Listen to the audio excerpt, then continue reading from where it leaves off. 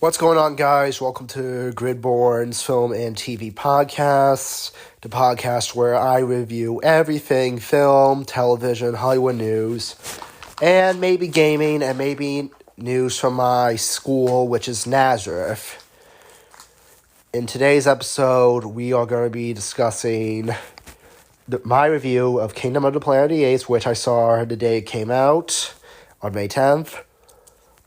Great movie, by the way. My first guests are my partners from Conservation Science, where we were talking about their favorite films. And after that, we do a new segment called From Classic to Current Recaps, where I review a classic TV show that is still going on today, from the pilot to the now, which is the first classic show is The Simpsons.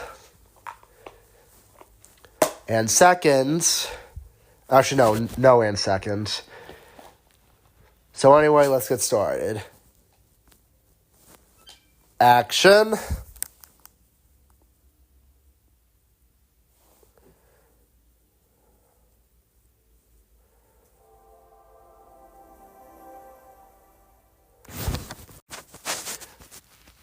Okay, so let's talk about Kingdom of the Planet of the Apes. When I walked into that theater, I would say it was less crowded, like the back row was completely full and the front was just like 4 people up front. But anyway, my review of that movie is a great start to maybe a new trilogy that Disney's making for Fox. Maybe a good way to shaping up the franchise.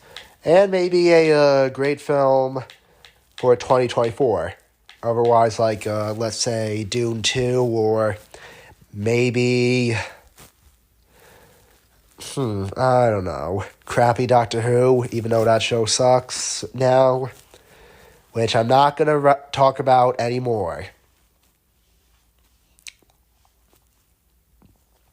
So anyway, to continue. Well, I liked everything pretty much, and I'm not going to give any spoilers to all you people who haven't seen the movie. If you want to see this movie now, turn off this episode and go. Well, I liked Owen Teague's performance because it shows a great, backup character after Andy Serkis left. Freya Allen did good. And also, Kevin Durant was, what I quote, a fucking badass as Proxima Caesar. He definitely really was.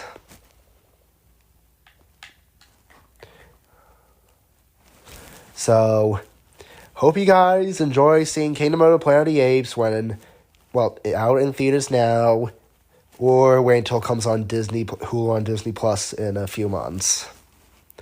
So, you're lost and goodbye. Okay, for our next segment of the show is, what's your favorite film is what it's called, and I reviewed some movies and shows with my guests. And the first question I asked was, what's your favorite movie overall? And my friend Ethan said, well, it was a 1980 space movie it was called. I have no idea what the fuck that movie means. Anywho, well, we got Mahardeep and Mahadeep's favorite movies. Mahadeep's favorite movie was Ultraman.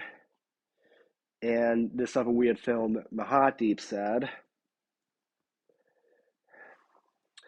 And favorite tracks, my favorite track was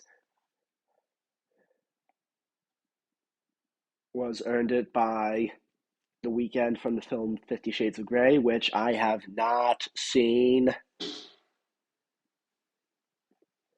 And the others were Ethan's were,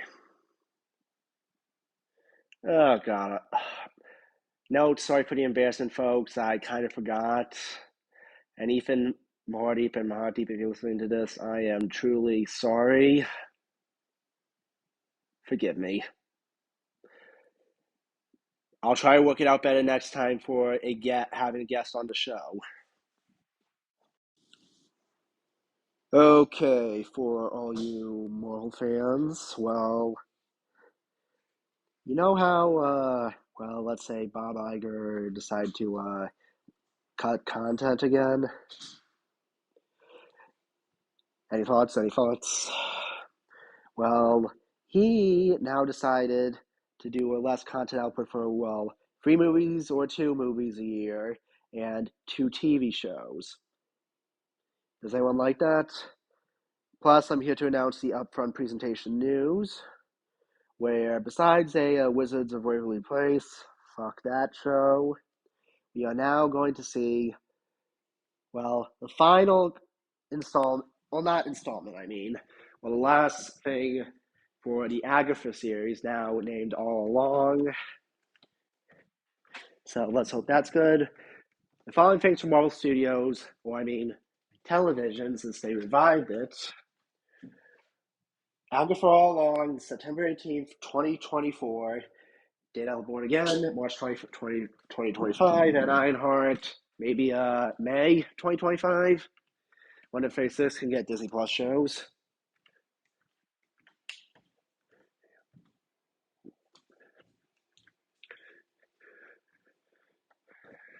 And for DC fans, we have now got the release date for the next film in the DCU, which is Supergirl Woman of Tomorrow, on June 26, 2026. So, comment if I decide to put a comment below on what could be your favorite announcement coming soon. My number one best, Daredevil. Oh, Matt, why did you not tell me about your identity? Suck it, Foggy. You suck. I had a foggy feeling that he was available. Okay, for the last segment we're going to be doing is my new segment besides my Golden Raspberry Award segment, which is called Classic to Current, which we go back to the past and go way, way, way, way, way, way, way, way back, not to the 1800s, and talk about shows from the 80s that are still current today. So the first series we're going to be doing is The Simpsons, seasons 1, episodes 1 through 4.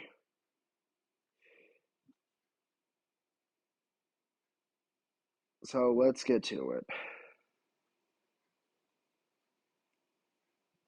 If I can find the plot.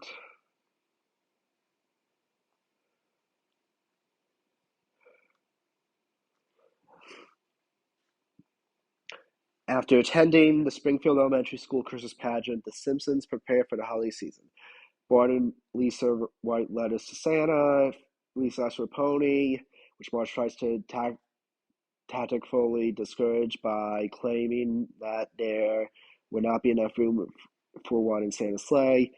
Bart wants a tattoo, but Marge and Homer forbid him from getting. Next day, Marge takes the kids Christmas shopping at the mall. Bart sneaks away and gets a tattoo that reads Mother.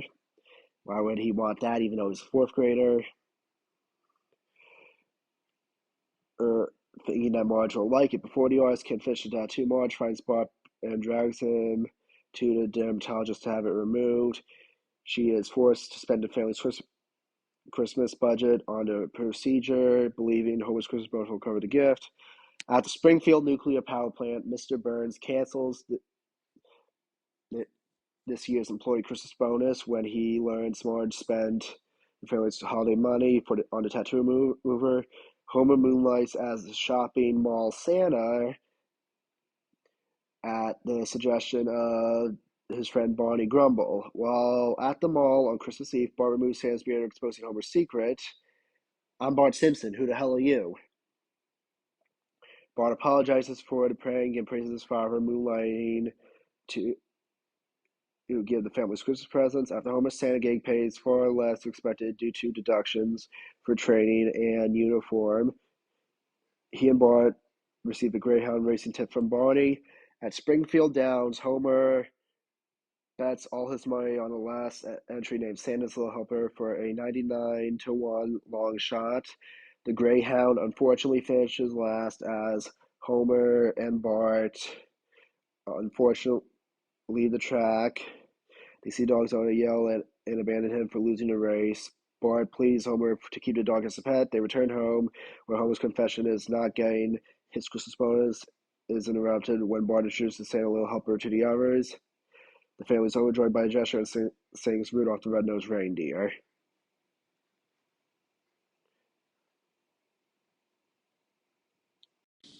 On our The next episode of The Simpsons that I'll be reviewing is episodes 2 and 3. Sorry about the background. I'm on vacation. Pool vibrating back there. So anyway, let's get to it. This episode is called Bart the Genius, where Bart accidentally swaps out a test and goes to a gifted school. The Simpsons spend a night playing Scrabble and remind Bart that he should stimulate his brain by improving his vocabulary if he hopes to pass his intelligence test at school. After Bart cheats by inventing a nonsense word, I don't know how to pronounce it, basing his definition on insulting the description of his father Homer, angrily chases after him. At Springfield Elementary School, Bart is busted for vandalism by Principal Skinner after class genius Martin Prince snitches on him to get revenge. Bart personally switches exams with Martin.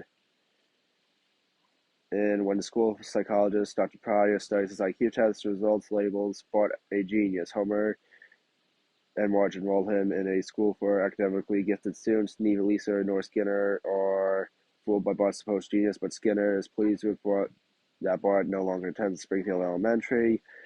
At the Gifted Center, Bart feels out of place among other students with advanced academic skills by his brilliance. Classmates, Bart visits his former school where his whole friends reject him because he's predicted intelligence. After Bart's chemistry experiment explodes, filing the school lab with green goo, he confesses to Pryor that he switches tests with Martin and realizes that he was never a genius, that he has redeemed to go to Springfield Elementary. Bart returns home and admits that he cheated on his intelligence test, but he's glad they are closer though. Homer is touched by Simon. He is ultimately upset and angry with Bart for lying to him about the test and chases him through the room. In their house, Lisa declares Bart stupid again. Next one, Homer's Odyssey.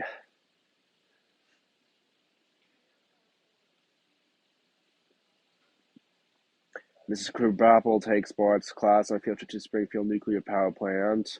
Distracted when Bart waves at Homer, he crashes his electric car into a cooling vent and is fired. Homer searches for a new job without success. Feeling like a failure, he writes a note to his family and decides to commit suicide by jumping off a bridge with a boulder. His family hurries to the bridge to save him, but they are almost run over by a speeding truck. Homer pulls him to safety in time. He is suddenly home for new reason to live in place and to place a stop sign at a dangerous intersection. After successfully petitioning the state council, Homer embarks on a public safety crusade by placing speed bumps around town.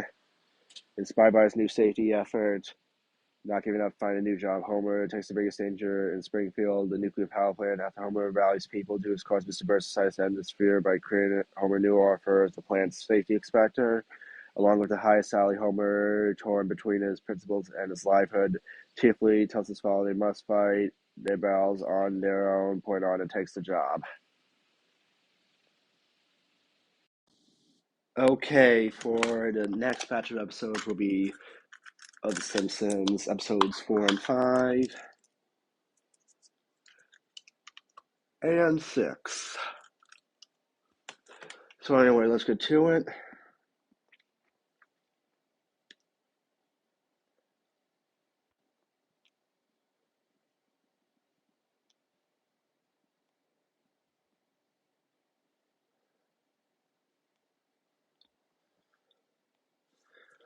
So, anyway, to start, this episode 4 is called There's No Disgrace Like Home, where Homer is in complete hell.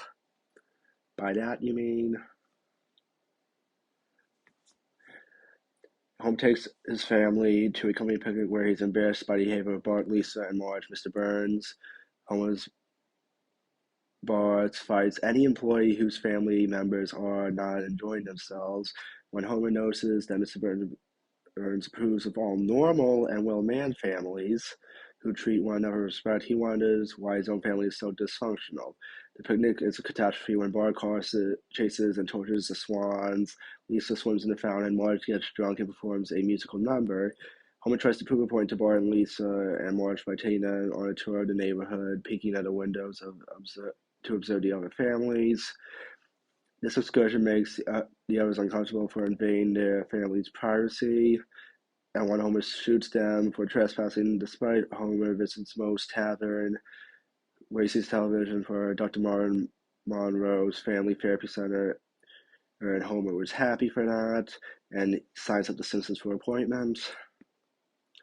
To his family's charge, and Homer pawns their television to pay for $250 for therapy when Monroe asks the Simpsons to draw pictures of their source of their problems. Bart, Lisa, and Marge are Homer distracted, and Homer draws an airplane fight to Monroe in flight, and Monroe scolds him for being a bad father figure after Homer gets angry with Bart and tries to attack him with a lamp. Monroe gives Simpsons Pat and Malice to work out their relation in fear of harming each other, or finding it at core.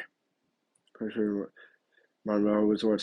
frustration, Monroe resorts to aversion therapy by wiring family members to an electric generator that delivers shocks. But the entire city suffers a brownout. Delegating Burns, realizing he cannot help the Simpsons, Monroe unplugs the generator and eventually had Homer instead of no money back guarantee. Monroe pays him $500 on the condition that he'll never tell anyone to visit to set the Simpsons to use $500 to buy a new television. Episode 5, Bart the General.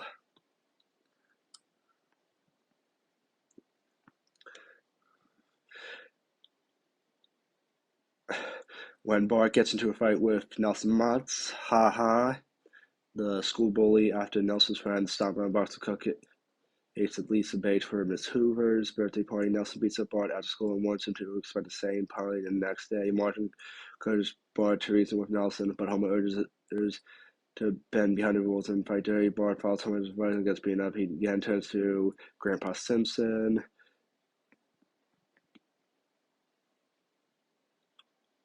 And Herman, who's lost his arm from a bus window.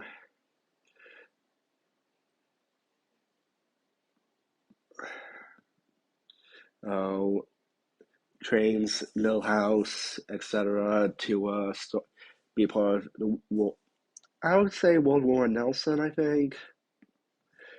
Yeah. After that, in the epilogue, Bart tells you this contrary events of the episode of war, and telling us to visit the library.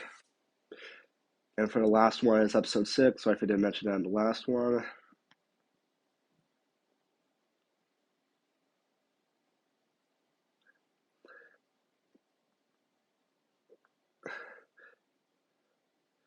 So let's get to it.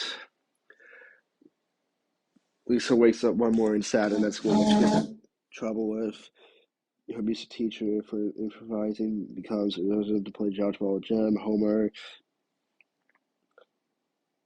and Bart pummel each other at a boxing video game.